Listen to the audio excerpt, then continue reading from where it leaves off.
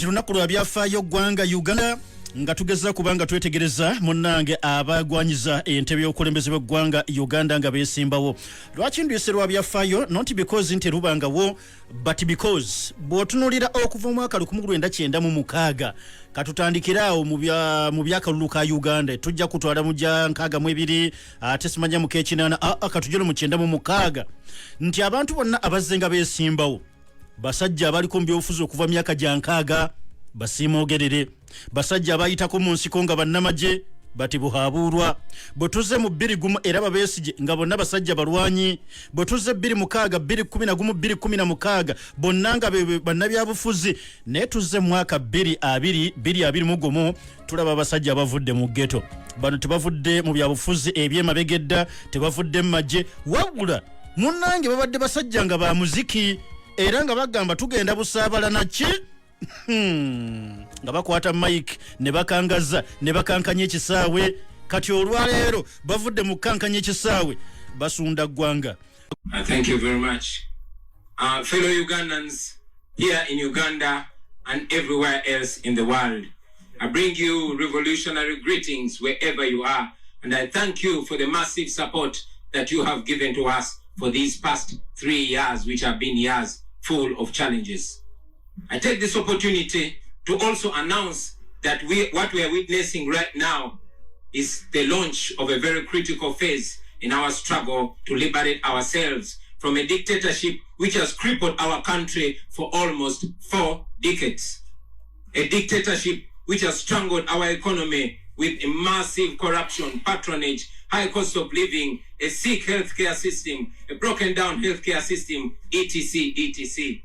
For a very long time now, we have lamented and cried about the government which works for only the few and excludes the majority. Well, today, we close the book of lamentation and open the book of acts.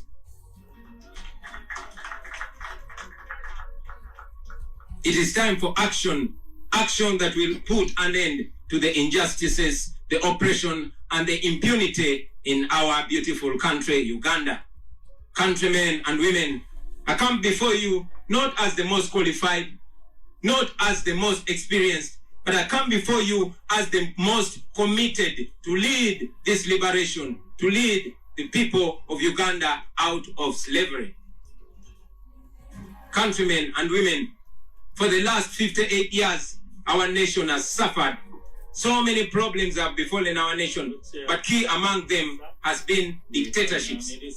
Each one trying so much to outdo the one before it in violence, in looting, and in plunder. We have not witnessed a peaceful transfer of power from one leader to another since our country became independent in 1962. Unfortunately, friends, 15 years ago, when we had the chance to witness the first peaceful transition of power, 15 years ago, President Museveni, through greed, he denied our nation an opportunity of experiencing a peaceful transition of power from one leader to another, from one generation to another. And as if that was not evil enough, only 3 years ago, this greed caused him to act in the most shameful manner and remove the last safeguard in form of age limit from our constitution. Like Idi Amin, Museveni declared himself president for life in our country, Uganda. Well, little did he know that God will one day raise a generation that will not take that. Little did he know that God will raise unexpected people from unexpected places. So, to you, Mr. Museveni, since you have failed to control your greed and lust for power, our generation is determined to save you from yourself and stop your 35-year-old dictatorship. The liberation and socio-economic transformation of our country cannot be achieved unless we first remove the big obstacle, and that is Museveni, who has undermined all institutions of state and instead institutionalized corruption in Uganda. And of course, he has institutionalized human rights violations. Fellow Ugandans, I'm offering myself as a candidate of the highest office in this land, as a representative of the oppressed Ugandans. My background is well known to you. All of you, born hustling and born to hustling parents, raised in the ghettos of Kamocha, but fortunate enough to raise on top courtesy of my talent and hard work. It is now this background that has enabled me to understand the struggles of the common Ugandans. 35 years ago, Museveni started feeding off taxpayers' money and living in absolute abundance. Him and his cronies are completely detached from the common person, and no wonder they mock our people because they've impoverished them, battered them, and suppressed them. And that is why in this election, I am representing the weak, I am representing the poor, I am representing the downtrodden, I am representing those that have been excluded from a system which works only for a few, and of course, sitting and stepping on the necks of the many. I am representing the overtaxed business people. I'm representing the parents that have sold all their land to take their children to school, and now their children cannot find jobs. I am representing the border riders who are persecuted every day after being made to pay large sums of money. I am representing those wives and mothers that cannot afford maternal health. I am representing the business person who borrows money at high rates and cannot figure out how to pay it. I'm representing the local suppliers who were kicked out of government tenders simply because they don't know anybody in government. I am representing poor Ugandans who have lost land to the powerful land grabbers, and many of them are in government. Yes, those who cannot get justice because justice under Museveni is for sale. I am representing the poor soldiers, the police officers who are so oppressed, yet they are commanded to beat and kill citizens who they are supposed to protect simply because they must appease the rich. Those rich and the mighty are the ones we are standing against. In this election, gentlemen and ladies, I am representing the hardworking people of Busoga that have been deliberately kept poor by the NRM regime. I am representing the great people of Acholi, whose land is being stolen in broad daylight by the regime and its cooperatives. I am representing the people of Lango, who have been deliberately marginalized and disempowered for the past 3 decades. They have been deliberately marginalized and squeezed. I am representing the impoverished people of Karamoja who are kept under the barrel of the gun while their gold, their copper, their cobalt and iron ores are stolen away by the rich and mighty. I am representing the people of Bunyoro who live and grow cheap crops on the oil that is theirs.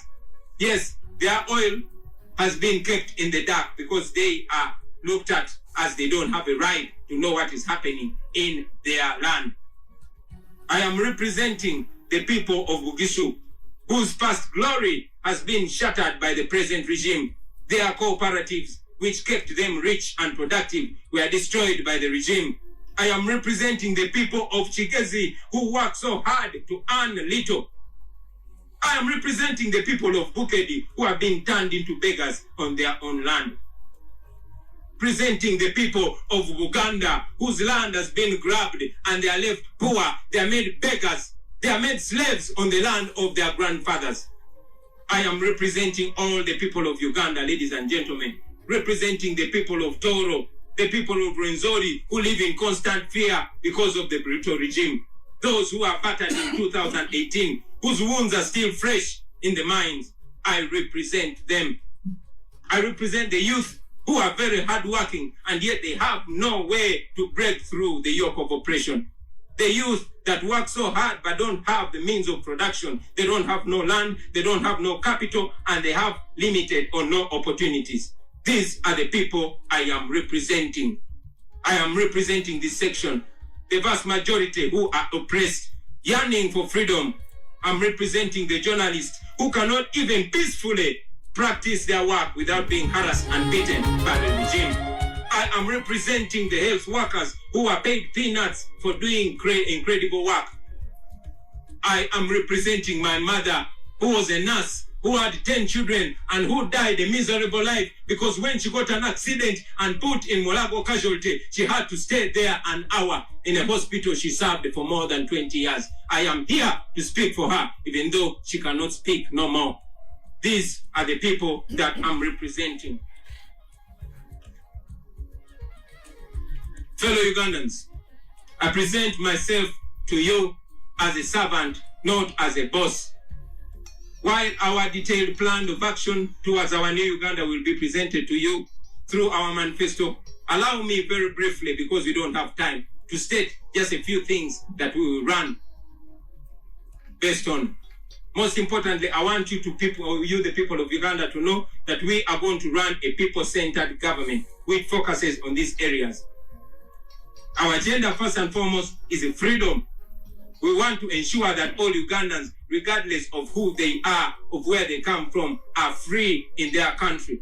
All Ugandans must enjoy the freedom of expression, the freedom of conscience, the freedom to disagree with those in power, the freedom to assemble peacefully, and yes, the freedom to worship, and all other freedoms which have been, of course, taken away by the regime. So number one, I intend to increase the pay of the security forces. Let me say that again. I intend to increase the pay of our security forces. The pay of our soldiers, police officers, and prison officers is so miserable. It must be improved. If I become president, we'll have the privilege to know what the classified budget really does. Such a huge amount of money will be used to improve the pay of our security forces so that they can live a better life. When I'm president, the lowest paid soldier or police officer will be earning 1 million shillings. Let me say it again. When I am president, the lowest earning police officer or soldier or prison officer will be earning 1 million shillings. I will improve their housing and health care. Low-ranking and middle-ranking officers must be entitled to free quality health care as the high-ranking officers. Our government will find opportunities for the spouses of the soldiers and police officers to ensure that they are each contributing to the livelihood of their families. I also intend to streamline the promotion criteria in the armed forces and, of course, in the police, which will be based on merit and not technical know-how. Never again will soldiers be forced to join the police. I say this again. Never again will soldiers be forced to become police officers like we see today, because they had the option of joining the police, but they decided to join the army. In our plan, the better option is not to recruit from the police, from the army to the police, but instead to improve and empower the police so that they can become better and operate better. The children of the soldiers and the police officers will be entitled to free education up to university. There's no greater sacrifice, ladies and gentlemen, than serving in uniform, and it will be our deliberate plan to ensure that our men and women in uniform in dignity. I firmly believe we do this, I strongly believe that if we do this, then our armed men and women in uniform will have respect for the citizens. In a new Uganda, there will be mutual love and respect between those in uniform and the ordinary citizen of Uganda. When I become president, we shall introduce a contract arrangement for the security officers. In other countries, one can serve in the military, and after some time, they resign when they're still young. And of course, they resign with a better retirement package. But today, they are all tied. Even when they want to resign, they cannot. One should be proud to serve in the military or in the police and resign. So we shall make it on contract, so that we make that job so nice for you to work. Number two, in the new Uganda, there will be access to affordable quality health care for all Ugandans, and this will be priority in terms of budgetary allocations. Effective supervision, of course, will be there, but health can be fixed. I'm not here to preach as a professor or a very experienced person in health, in the health sector, but I want to tell you, only following the Abuja Declaration of raising the budgetary allocation to 15% of the national budget, we are going to have a perfect healthcare system. And yes, we will do it. Number three, education. We all know that education is what paves way for a new. Maybe if I did not get the rare opportunity to education, I would still be in. But now that I'm here, it has to work for everybody. It has to be transformation for every ghetto. You told you before about our education, and I will emphasize that we'll have the 4 A's that we'll focus on in our education. And empower the academics, we will arts, we will empower the athletics, and of course, we shall empower agriculture. We shall deal with unemployment, and of course have a whole lot of job creation. I might not have decided on that, but I can guarantee you that by 2025, I've created million jobs, and I signed because I will be president. Number 5, agriculture. Well, agriculture remains the backbone of our economy. And even if it is being disrespected and given no attention, our government intends to zone this country and ensure that each zone has a cash crop and a food crop. Friends, this is not rocket science. It is not going to begin with my presidency. It has been done before. It is a question of waking it up. When I was growing up, every region of this country had a cash crop and a food crop. We don't have that anymore. Why? Because the regime has different priorities, among which, or number 1 of which, is retaining power. But when I'm president, you are going to see that with your own eyes. And yes, we shall ensure access to proper input and promote good agricultural practices, and of course, value addition. We shall revamp coffee production, because when I was growing up, coffee production is what put us on the world map. I can guarantee you that our government will ensure that by 2025, Uganda exports 50 million bags of coffee. 50 million.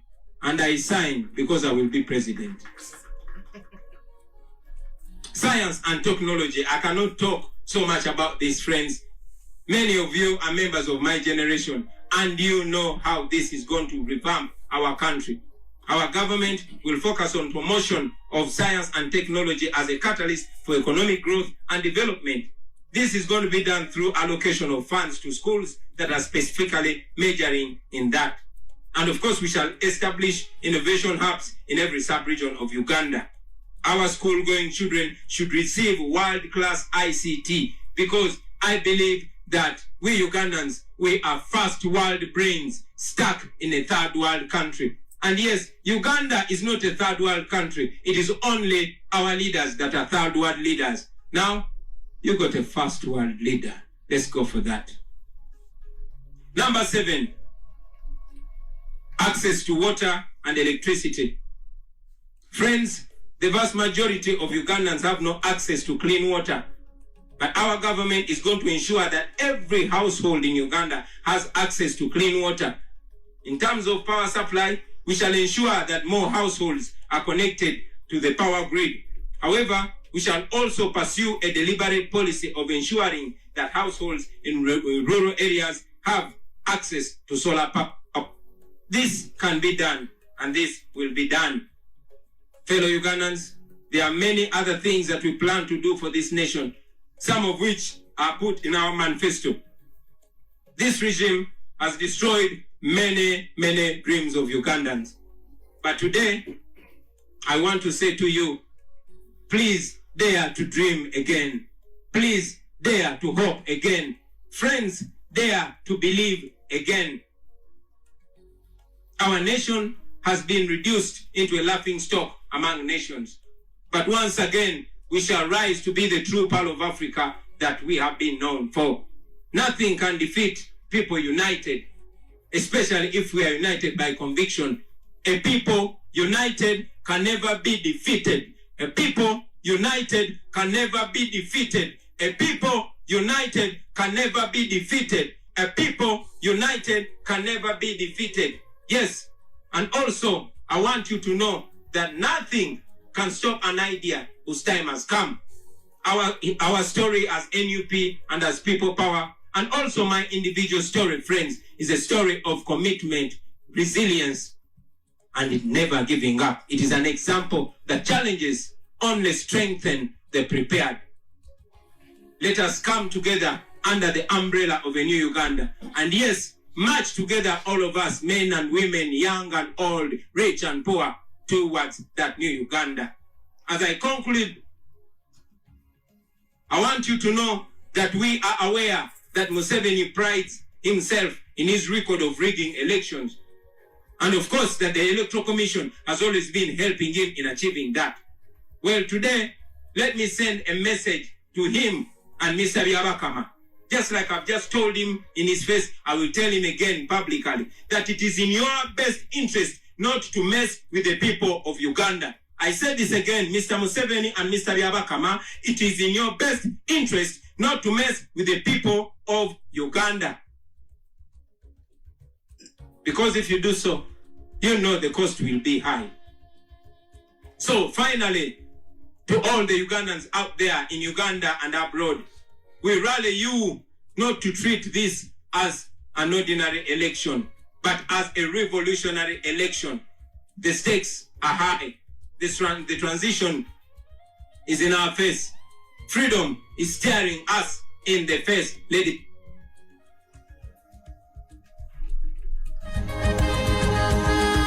feast in victory.